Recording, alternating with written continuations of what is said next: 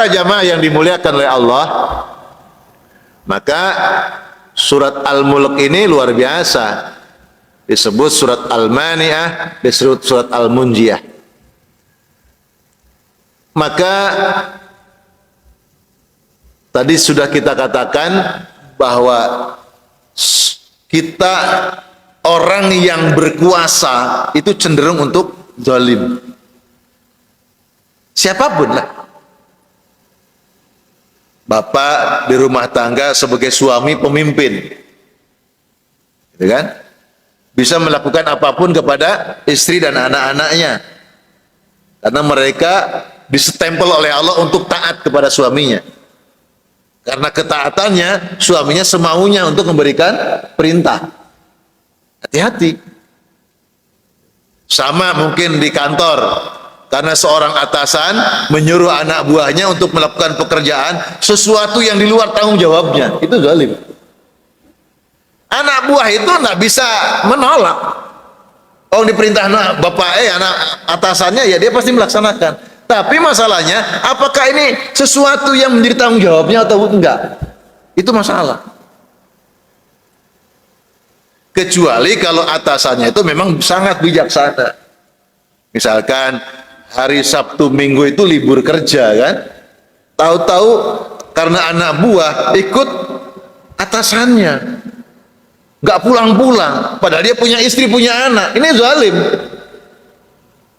Kecuali kalau ditanggung urusan keluarganya. Sabtu Minggu kamu di rumah saya, Sabtu Ahad kamu di rumah saya, tolong bantu untuk keluargamu, kebutuhannya butuh apa untuk hari Sabtu Ahad ini, biar bapak nanti penuhi kebutuhannya. Ah gitu. Walaupun ada kebutuhan yang lain untuk berjumpa. Kalau kita tanya, enake bojomu mulih atau duitnya yang teko? Ayo, dua-duanya Pak. Ya suami saya pulang, ya uangnya datang. Ah, yang benar. Nggak datang suaminya nggak apa-apa, yang penting duitnya datang. Yang banyak kan gitu.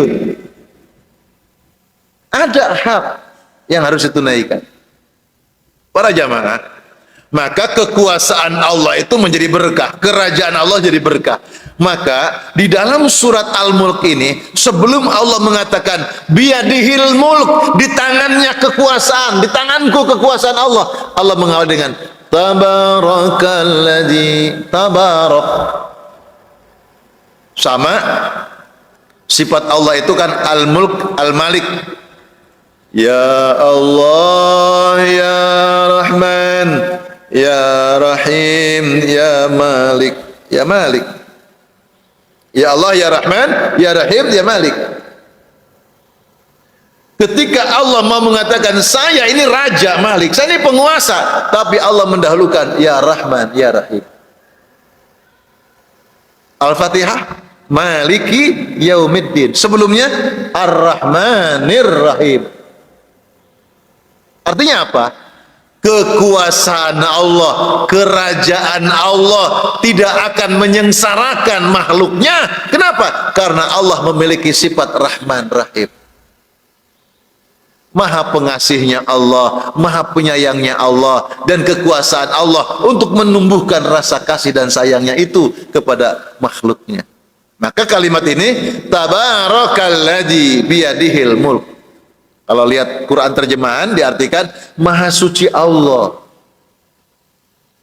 Padahal maha suci itu kan subhana. Subhanalladzi, maha suci Allah. Subhana sabbaha lillahi, maha suci Allah sama. Tapi kenapa tabaraka diartikan juga maha suci? Betapa sulitnya mencari terjemahan yang tepat untuk kalimat barokah. Maka diartikan saja tabaraka, Allah yang penuh berkah. Keberkahan Allah yang sempurna itu, Allah yang penuh dengan berkah itu, biyadihil mulk, alladzi biyadihil mulk, yang di tangannya kekuasaan. Artinya apa? Bahwa kekuasaan Allah itu menjadikan berkah. Tabarakalladzi. Maka tabaraka bisa dimaknai dua. Maha suci Allah, Allah yang penuh dengan berkah. Ada dua. Yang pertama disebut dengan kalam khabar. Kalam khabar. Yang kedua disebut dengan kalam insya. Kabar apa? Kalam insya. Kalam khabar, kalam insya. Kalam khabar itu apa? Kalam khabar adalah sebuah pernyataan, statement yang menjelaskan tentang informasi, tentang fakta yang sebenarnya. Tabaraka, maha suci Allah. Tabaraka, Allah yang penuh dengan berkah. Itu namanya kalam khabar. Memang Allah itu maha berkah. Allah itu maha suci. Itu namanya kalam khabar. Jadi kalimat pernyataan yang menjelaskan informasi yang sebenarnya. Seperti pertanyaan, kalau kita bersyukur kepada Allah sering-sering mengucapkan Alhamdulillah. Alhamdulillah yang kita ucapkan ini apa? Kalam khabar. Memang orang yang bersyukur ya mengucapkan Alhamdulillah. Yang kedua, kalam insya. Apa itu kalam insya? Kalam insya itu sebuah pernyataan, statement berkaitan dengan emosi kita, dengan rasa, nyambungnya hati kita ke Allah.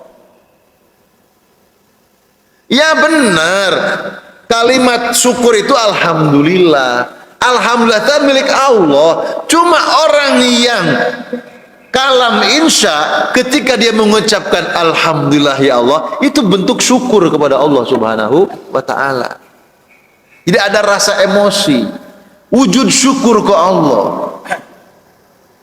Maka setiap kalam khobar belum mesti kalam insya.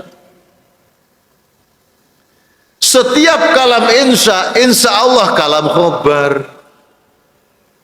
Panjenengan kalau sholat,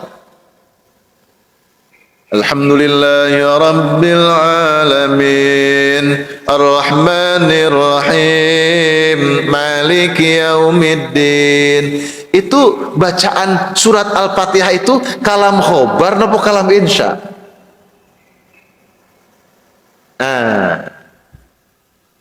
Doa duduk antara dua sujud, Rabbighfirli warhamni wajburni warfa'ni warzuqni wahdini wa'atini wa'fu anni. Itu kalam khobar apa kalam insya? Kalau kalam khobar, memang itu doa yang diajarkan Nabi ketika duduk antara dua sujud. Padahal yang kita maksud, kita ini ibadah kepada Allah. Kita ini nyambungkan jiwa kita ke Allah. Kita ini memohon kepada Allah.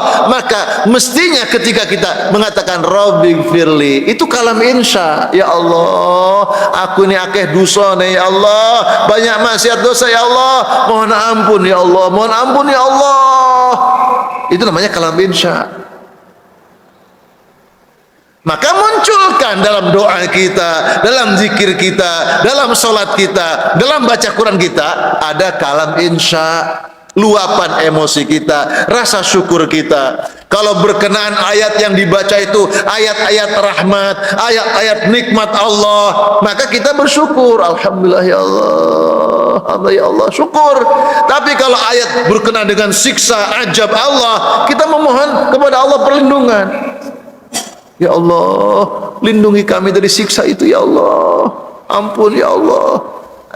Itu namanya kalam insya.